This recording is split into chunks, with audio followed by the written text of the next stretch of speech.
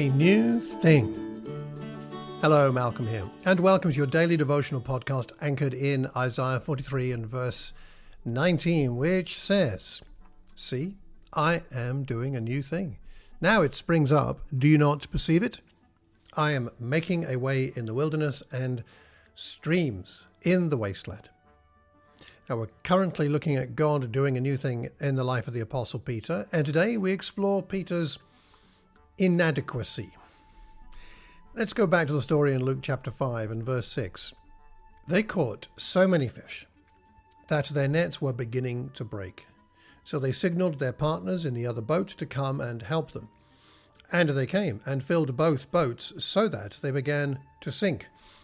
But when Simon Peter saw it, he fell down at Jesus' knees, saying, "Go away from me, Lord, for I am a sinful man." For he and all who were with him were amazed at the catch of fish that they had taken. And so also were James and John, sons of Zebedee, who were partners with Simon.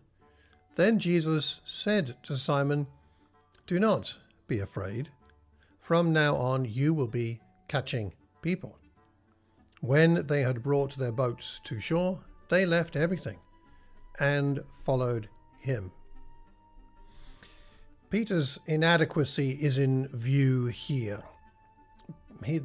Peter, the career fisherman, has been upstaged in his area of expertise of fishing by a carpenter, of all people, well, a carpenter preacher type. And experiencing the miracle reveals the limitations of Peter's humanity.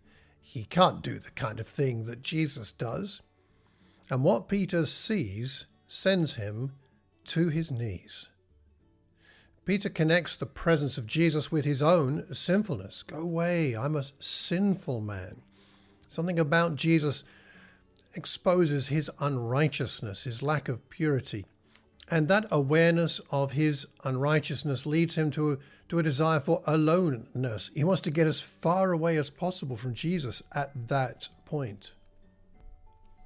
The humbling of Peter must have been very uncomfortable for him. Think about something you are really good at. Now, imagine someone who knows nothing about your area of expertise telling you how to do it. How would you feel? I mean, Jesus was no fisherman and Peter was an expert, and fish in that part of the world were not caught in the daytime or in deep water. Jesus asked Peter to do something, frankly, ridiculous.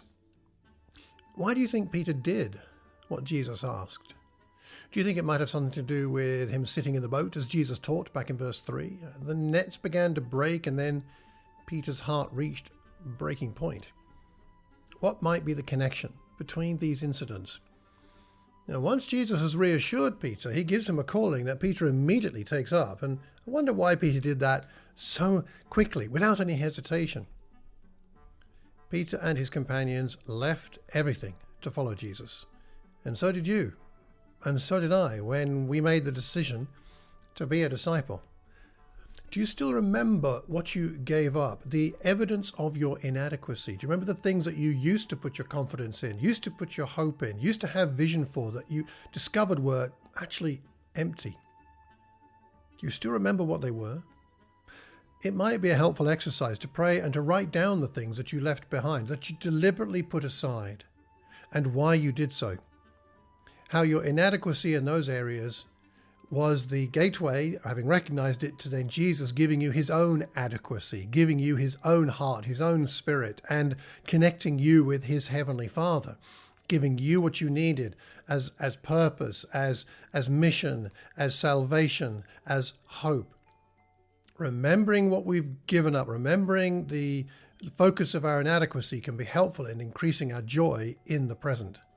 Take some time today to pray about what you've given up, including your own sense of inadequacy.